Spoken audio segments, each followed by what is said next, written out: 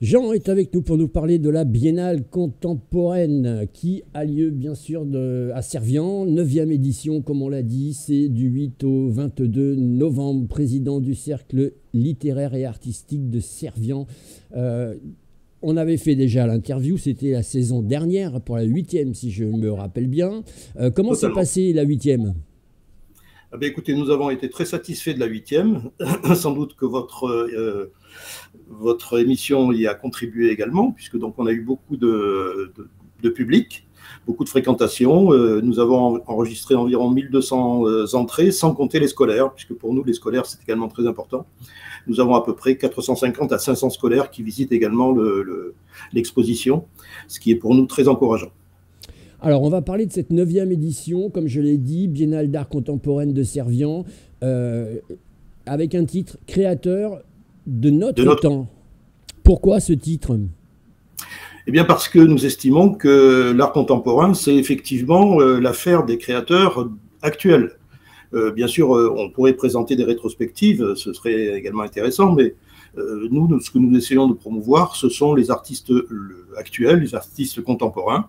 Et donc, ce sont des créateurs qui ont une vision des choses, de la vie, et souvent, je dirais, une vision, bien sûr, artistique, émotionnelle, mais également, je dirais, critique de la société. Et donc, parfois, ça se ressent effectivement dans leurs œuvres. Par exemple, il y a 3-4 ans, la Biennale était surtout axée sur l'environnement. Aujourd'hui, on voit bien que ce qui intéresse énormément les artistes, et beaucoup les sculpteurs notamment, c'est la fragilité de l'homme dans une société qui est un petit peu inquiétante, un petit peu, comment dirais-je, très aléatoire. On ne sait pas trop où on va, et ça se ressent dans la création que nous envisageons de présenter. Je suppose que tu es en contact permanent avec tous ces artistes, puisque chaque année, tu fais cette exposition. Est-ce que tu ressens, on va se dire tu parce que c'est mieux, Jean, Oui, est-ce que tu ressens effectivement que ces artistes, pleins de créativité, évoluent au fil du temps? bien sûr, il y a une évolution qui est naturelle, je dirais, dans toute création humaine, en fonction de l'âge, en fonction des expériences, en fonction également de la dureté ou de la fragilité de la vie. On sent quand même une évolution. Et en plus, ce que je dis, c'est-à-dire que l'actualité est souvent fondatrice quelque part de la création. C'est-à-dire qu'elle inspire malgré tout, nous sommes imprégnés d'une actualité plutôt, je dirais, aléatoire et plutôt difficile à vivre aujourd'hui. Et cette actualité pèse souvent dans la création. On sent, je dirais, une certaine inquiétude latente. Alors, il y a des artistes qui trouvent le moyen, par ironie, je dirais, d'appréhender cette réalité de façon différente. Mais quelque part, on a une tonalité, malgré tout. Alors, il y a deux aspects. Il y a ceux qui vraiment ont une vision plutôt onirique de la société, malgré tout, je dirais, le rêve l'emporte sur la triste réalité.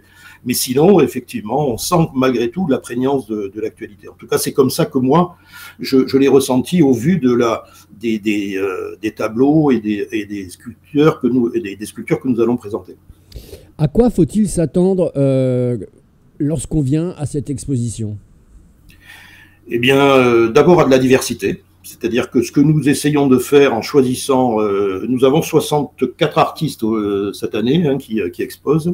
Il y a, je dirais, une diversité dans le choix des artistes que nous présentons, avec un renouvellement d'ailleurs important d'une année sur l'autre, enfin d'une biennale à l'autre, puisque nous avons à peu près 25%, enfin à peu près, comment dirais-je, 50% des artistes nouveaux et des 50% d'artistes qui ont déjà exposé les années précédentes ou l'année précédente. Mais donc qui reviennent, alors, ces 50 artistes qui ont déjà exposé l'année dernière, je suppose qu'ils reviennent avec de la nouveauté. Bien sûr. Ah oui, oui, oui, chacun revient avec un style évidemment qui lui est propre, mais avec une nouveauté dans la création, absolument, bien sûr. Il n'y a pas, enfin, il y a une continuité, je dirais, dans le style, vraisemblablement, parce que la majorité d'entre eux sont marqués par un style personnel, mais les thèmes abordés ou la façon de les traiter est différente. Mais donc, ce que je vous disais, c'est donc il y a d'abord de la diversité, beaucoup de diversité. Et nous essayons justement de faire en sorte que dans le choix que nous retenons avec le comité de sélection, nous retenions, je dirais, des choses différentes, que tout ne se ressemble pas, bien sûr, qu'il y ait une capacité, je dirais, pour le spectateur de découvrir des univers totalement différents. Alors, Il y aura des peintres, des sculpteurs, des plasticiens, des céramistes, des graveurs aussi. Là aussi, c'est une nouveauté, la gravure? Non, la gravure, ce n'est pas une nouveauté. On l'a déjà présenté à 2 reprises. Non, non, ce qui sera une nouveauté, je dirais, cette année, c'est plutôt la poésie, puisque nous allons installer un espace poésie avec 3 poèmes qui seront illustrés par 9 peintres. Ce que nous avons voulu faire dans le cadre du cercle littéraire et artistique de Servian, c'est bien sûr de promouvoir les arts plastiques, c'est évident, mais aussi de promouvoir la littérature et la poésie. Et donc, nous avons retenu 3 poèmes, et ces 3 poèmes ont été illustrés par 9 peintres, c'est-à-dire que nous avons une harmonie entre l'écrit et l'image. Ainsi, chacun de ces poèmes est illustré par 3 peintres qui, chacun, ont une vision différente de la lecture du poème. Et donc, ce qui est intéressant, c'est justement de pouvoir confronter ces interprétations différentes. Qu'est-ce qui compte le plus aujourd'hui parmi tous ces artistes qui viennent exposer? On rappelle, c'est plus de 50 artistes qui viennent exposer chez toi, donc c'est quand même c'est conséquent, il faut le dire. Qu'est-ce que recherche le plus l'artiste aujourd'hui? Ce sont des lieux d'exposition ou plus la vente d'œuvres? Je ne méconnais pas le côté économique ou le côté vente, mais je crois que le fait d'être exposé, c'est également le fait de rencontrer un public, et le fait de rencontrer un public, c'est de pouvoir promouvoir sa peinture et son style. Beaucoup de gens sont encore de recherche de reconnaissance, même si beaucoup d'entre eux qui ont exposé un petit peu partout, nous avons par exemple Olivier Thomas cette année qui a exposé à Osaka, donc le mois dernier. Donc vous voyez que son exposition est plutôt internationale. Nous avons Lavergne par exemple, ou Nathalie Dodin qui ont exposé au Salon d'automne, qui sont en train d'exposer au Salon d'automne à Paris actuellement. Donc c'est vous dire qu'ils ont quand même une exposition nationale, et il y en a bien d'autres. Mais la majorité d'entre eux recherchent d'une part une première reconnaissance et une promotion de leurs œuvres, et ensuite éventuellement, pourquoi pas, de vendre leurs œuvres, c'est évident. 3 invités d'honneur. Un invité d'honneur, ça ne suffisait pas? Alors, pourquoi 3 invités d'honneur? Parce que cette année, on a voulu rendre hommage à Alain Delmas, qui est un artiste sétois, de l'école sétoise, qui est un homme, je dirais, très impliqué dans la peinture depuis très très longtemps. Il a été d'abord professeur aux Beaux-Arts de Béziers, et ensuite, après sa retraite, il a continué à peindre, et à peindre surtout avec beaucoup de couleurs, avec beaucoup de passion, avec beaucoup d'intensité, toute je dirais, sa vision méditerranéenne qu'il a du rivage méditerranéen. Alors, il a beaucoup, bien sûr, peint sur Sète, et plus particulièrement sur les ports de Sète, sur le port de pêche, sur le port de commerce, où il adore, je dirais, représenter les voiliers, il adore représenter les éléments, je dirais, architecturaux du port, mais aussi il fréquente beaucoup l'Espagne, il va également beaucoup au Maroc, il a représenté de cette façon coloriste, de façon très, très, très intense, je dirais, au niveau de la couleur, tout son amour qu'il a pour les paysages méditerranéens, et au-delà des paysages, je dirais, plutôt orientaux, on va dire, plutôt du sud. Et donc Alain Delmas, c'était important pour nous de pouvoir l'honorer, et c'est lui plutôt qui nous honore de sa présence, parce que c'est un grand représentant de l'école sétoise. Et ensuite, nous avons 2 autres invités d'honneur, qui sont les gagnants de l'édition précédente.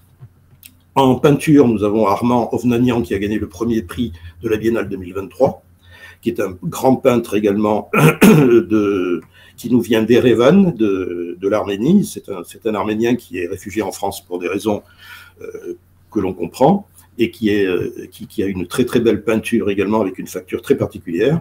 Et nous avons Eva Xapliki, qui est donc la représentante en matière de sculpture, qui est également une jeune sculptrice très talentueuse, qui expose un peu partout en France, et qui vraiment commence à être reconnue également comme un très grand acteur de la sculpture française. La Biennale d'art contemporain. Alors, je vous invite à aller sur Artistes de France Occitanie. Vous allez avoir, bien sûr, pendant toute la durée de cette biennale, du 8 au 22, il y a toute une programmation avec un atelier de modèles vivants le mercredi 12 novembre. C'est ça. une proclamation du palmarès, c'est le vendredi 14 novembre. Spectacle théâtralisé, là aussi c'est le vendredi 14 novembre. Un atelier d'écriture, c'est le mercredi 19. Des conférences, on en a un petit peu parlé et évoqué, poétique, avec Philippe Lemoine, c'est le jeudi 20 novembre. Et puis la remise des prix, bien sûr, tant attendue, le samedi 22 novembre. On vous invite bien sûr à cette biennale Servian, si vous ne connaissez pas, c'est à côté de Béziers. Hein. C'est entre Béziers et Pézenas. C'est un petit village charmant qui est situé à équidistance entre Béziers et Pézenas. Je pense que les gens connaissent Béziers, ils connaissent parfaitement Pézenas. Ils n'ont qu'à faire un petit détour à partir de l'autoroute pour pouvoir découvrir à 3 km de la sortie de l'autoroute le village de Servian et ensuite la parenthèse qui est un écrin totalement particulier. Nous avons la chance d'avoir un salon d'art contemporain dans une salle contemporaine, très contemporaine, et qui est vraiment se prête parfaitement à la disposition des tableaux, dans une présentation un peu originale, puisque nous avons beaucoup de suspensions, nous avons des choses qui sont un peu en apesanteur, et ça nous plaît beaucoup de présenter les tableaux de cette façon. Parfait, ça se trouve rue de l'Occitanie, 34 290 à Servian. Puis je vous rappelle que vous pouvez faire gagner un reportage sur cette exposition, sur cette 9e biennale, comme on l'a dit. Et il vous suffit de voter le chiffre en haut à droite qui s'affiche, c'est le chiffre 1. Merci beaucoup, Jean. Merci beaucoup, à vous.